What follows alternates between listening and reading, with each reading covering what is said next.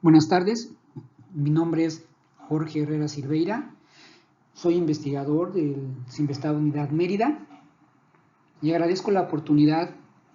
que me ha dado la doctora Luisa Falcón del Instituto de Ecología de la UNAM para platicar con ustedes en este foro del futuro de la península de Yucatán en el tema de los manglares. Quisiera empezar diciendo que México ocupa el cuarto lugar como país con mayor extensión de manglares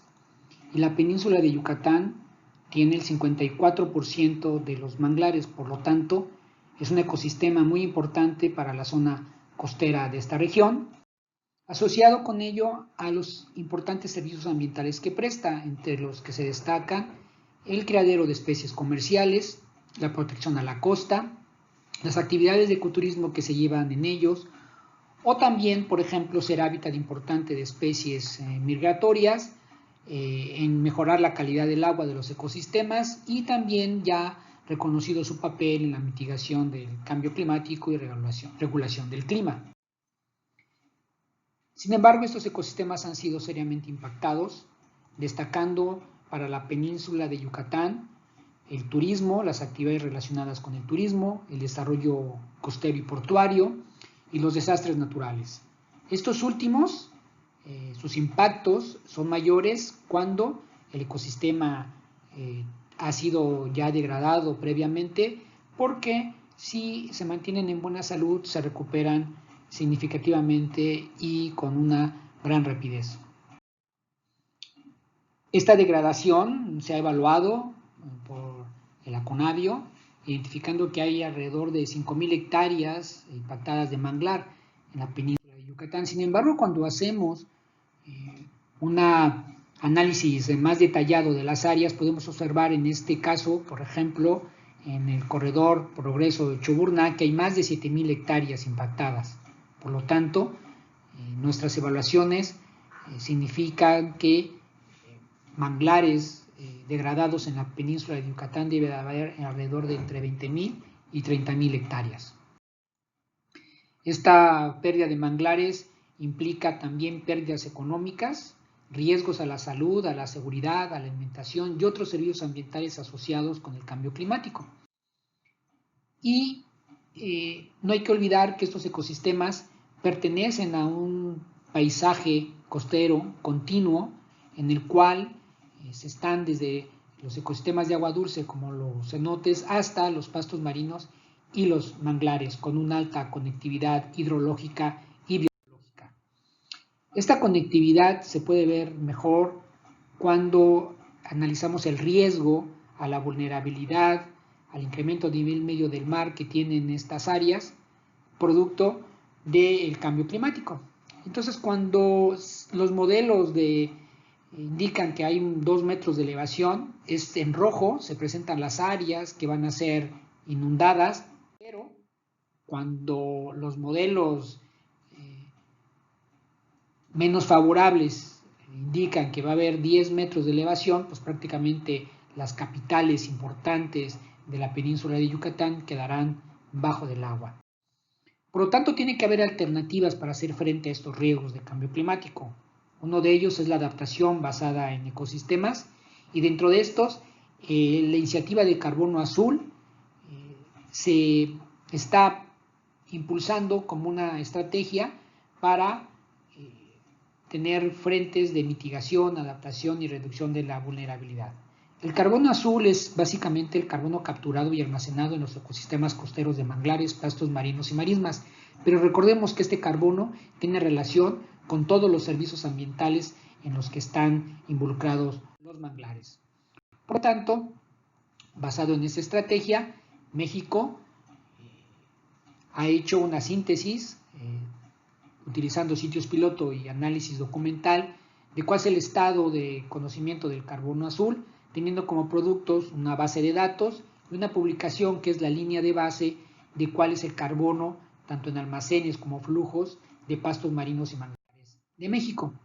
Entre sus resultados destaca que sí, efectivamente, estos ecosistemas tienen sus almacenes más importantes en los sedimentos, en el suelo, pero en el caso de la península de Yucatán, no, por unidad de área no son tan importantes sus concentraciones, pero cuando los evaluamos a través de la región, pues sí, más del 60% del carbono almacenado se encuentra en los manglares de la península de Yucatán, lo cual significa que tienen una importante contribución en la mitigación, adaptación y reducción de la vulnerabilidad a los efectos del cambio climático. A escala de ecosistema, las evaluaciones que se han hecho, no hay muchos de estos, son nada más en estos sitios donde se han hecho evaluaciones a escala de todo el área, y los resultados indican que el carbono almacenado en estos ecosistemas mitigan las emisiones principalmente de CO2 de más de 50 millones de personas. Sin embargo, también es la región con una gran deforestación, y esto ha implicado desde hace más de 20 años un programa que tiene que ver con el monitoreo de manglares de la península de Yucatán, y que ahora actualmente cuenta con 13 localidades y más de 200 parcelas, que si bien parecería mucho, en realidad es poco para la superficie de manglar que hay en la península de Yucatán. Por lo tanto, hay mucho trabajo por hacer. Pero entre los resultados que puedo mencionar es que estos ecosistemas muestran adaptación a las condiciones cambiantes del clima y a los eventos importantes como huracanes, siempre y cuando tengan una buena salud. En este ejemplo muestro la relación que hay entre el diámetro del tronco y la altura, que se esperaría que fuera lineal en un bosque, pero en la península de Yucatán esta no se comporta así, habiendo este espacio, digamos, en la altura, lo que significaría una huella de huracanes, ya que cuando vienen esos eventos tira los árboles grandes, que también son los más viejos, probablemente también los más débiles, y permitiendo un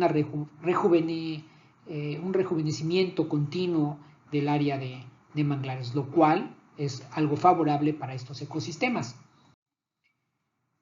Otro aspecto importante que tiene que ver incluso con el manejo de estos ambientes es que hay una diferenciación genética entre los manglares de Quintana Roo y los del norte de Yucatán. La mayor diversidad y estructura genética significa mayor probabilidades de adaptación a los cambios, lo cual sucede en Celestún y en Siancán. Y otro aspecto importante de esta diferenciación es de que para las actividades, por ejemplo, de reforestación, no se recomendaría transportar propágulos, semillas de un estado a otro, inclusive entre sitios de la misma región, por esa diferenciación genética. Entonces, en el marco de la adaptación basada en ecosistemas, se tiene un programa de restauración y recuperación de servicios ambientales en la península de Yucatán, ya que ha habido muchos intentos de restauración con un bajo éxito y un alto costo. Hay más de 40 proyectos en 52 sitios, con más de 5,000 hectáreas intervenidas, en donde va desde 0% de éxito hasta 100% de éxito, y con un gasto de más de 300 millones de pesos. Y debido a este nivel bajo de éxito de los proyectos, principalmente de reforestación, es que a partir de 2007 y con la cooperación de estas instituciones, se estableció y se diseñó una estrategia para hacer frente a los proyectos de restauración. Estrategia que ya ha sido utilizada por otros grupos, tanto académicos como consultores. La diferencia entre los proyectos anteriores y los actuales en términos de la restauración es que ahora utilizamos más la rehabilitación hidrológica como estrategia principal antes de la reforestación, ya que para que los organismos que sean reforestados tengan éxito deben de estar en condiciones tanto hidrológicas como de sedimento favorables. Pero también la restauración, en lo que se ha avanzado y lo que se ha procurado, es la integración social. La participación desde el inicio y desde el diseño de los proyectos de las comunidades locales para que se apropien de estos proyectos, y de manera significativa el papel de las mujeres. Este es el grupo de mujeres de Chelem que han participado de manera activa en los proyectos de restauración en Progreso y Yucalpetén principalmente. Y estos son los resultados de ellas mismas. Vemos diferencias importantes en las áreas de restauración, y también en Silam. Otros grupos han trabajado en Silam y también en el Playón, en Siancán, en Quintana Roo. En todos los casos, el punto de similitud que tienen con respecto al impacto es las modificaciones hidrológicas, ya sea por aperturas de bocas, por caminos que interrumpen el flujo hidrológico. Entonces, los manglares de Yucatán ofrecen oportunidades y retos. Como oportunidades tenemos que en la investigación hay un campo abierto y extenso para estudiar muchos componentes de este ecosistema. La estrategia para abordar la problemática de los manglares se recomienda que sea a partir de el concepto de adaptación basada en ecosistemas y el de soluciones basadas en la naturaleza, para que vayan en camino de o mantener o recuperar la resiliencia de estos ecosistemas para hacer frente a los impactos de cambio climático, y el uso sostenible incluso de negocio para las comunidades utilizando los servicios ecosistémicos que ofrecen cada tipo de manglar, siempre procurando de mantener la buena salud del ecosistema. Como retos, pues tenemos el reto de que hay que generar muy rápido este conocimiento, porque lo requieren los manejadores, los administradores y los tomadores de decisión. También se requieren especialistas en restauración, ya que la improvisación ha causado muchos daños en la percepción incluso de la gente de las actividades de restauración. Y hay retos para crear y fortalecer a las capacidades locales de las comunidades y que éstas se apropien del ecosistema y de los servicios de manera sustentable. Y por ello se ha identificado que hay al menos 7 objetivos del desarrollo sustentable en que los manglares pueden contribuir de una manera significativa para el bienestar de las comunidades que vivan en y alrededor de estos ecosistemas. Y agradezco a este grupo de entusiastas, de colegas, estudiantes y otros colaboradores,